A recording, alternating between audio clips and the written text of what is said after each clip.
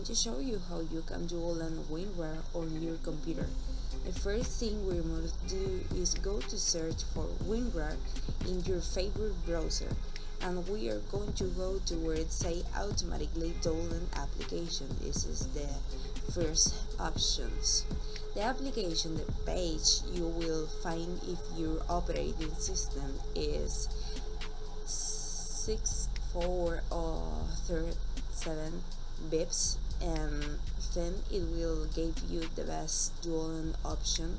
Here we can see that file has already been dual-ended. We will allow to make modification. Okay, this is the here. Press the WinRAR option and we can see if how you can permit application make. Okay, install, close here. We can see other option, asset.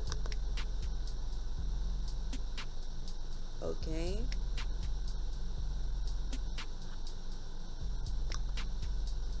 we find WinRAR, open here, and we can see this option.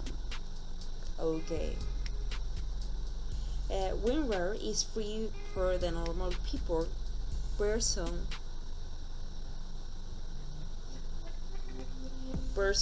use. For business use, you already have to buy third version. And that will be all, guys. Thanks for watching this video, and don't forget what you thought of it in the next video.